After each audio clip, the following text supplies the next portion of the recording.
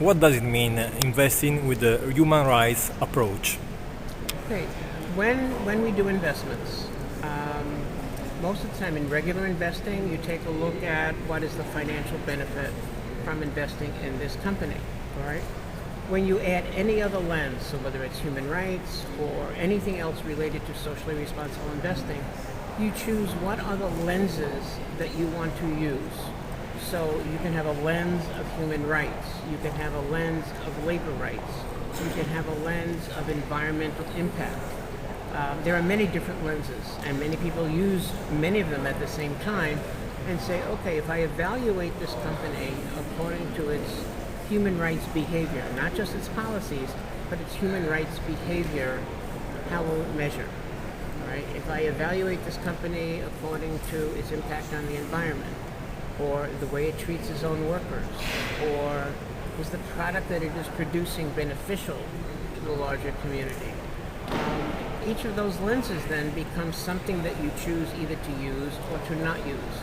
So if you're going to use the lens of human rights, first you would start with the exotic, always.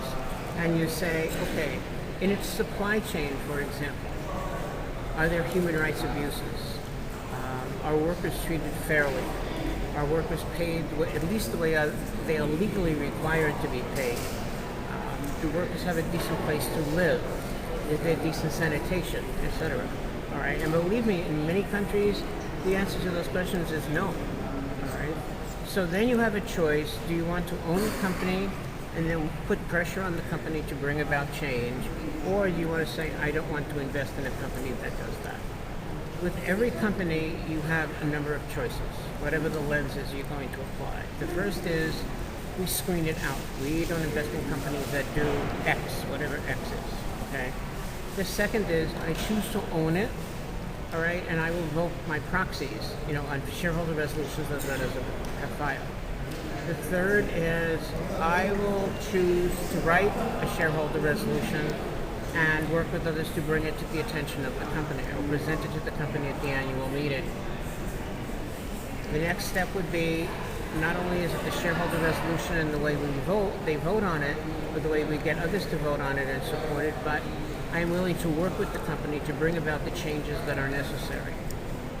Now then there are others who say, well, I am not willing to own the company, but I'll be involved in letter writing campaign to get the company to change its policy. So within the world of socially responsible investing, there are the companies that you choose because they pass your screens, they're okay. Then there are the companies that you choose because you want to work to bring about change in what those companies are doing.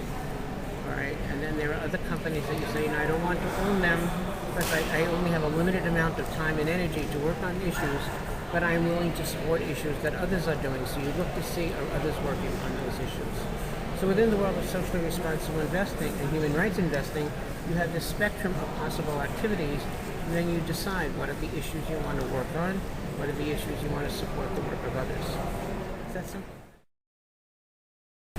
Okay, in general, which is, in your opinion, a good definition of socially responsible investing? You gave, for me, a great definition before in your speech. Okay, in socially responsible investing, you are choosing what you are willing to invest in because it passes certain values, screens, and then what are you willing to invest in, which companies are you willing to invest in, because these are issues that you're passionate about and you want to work to bring about change in what the company is doing.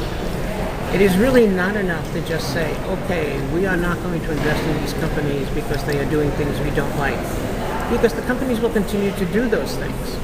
So each of us has to choose which things we're willing to work on to bring about change in what companies are doing. As I said at the end of my talk before, nobody can do everything, but everybody needs to do something. And so I do my piece, and you do your piece, and somebody else does another piece, but together we can do a lot. What do you think is the main difference between SRI movement in the US, all over the world, and in Italy? I think it's just a question, two things. I think it's a question of how long it's been going on and how many people are involved. So it's not a question of comparing from one country to another. It's a question of in any country, in any area, how do you move it forward to become more comprehensive? All right, so it's not are we as good as, are we better than, but what do we want to be and how do we can learn from what others have done, including mistakes others have made. You know, I always used to say to my students, I say to my staff now, we will always everybody makes mistakes, but learn from them. Every mistake we make should be new and different. We should not make the same mistakes over and over again. So if others have made a mistake, we can learn from those. They can learn from our mistakes. Then we build so that we are putting our energy into the most positive things possible.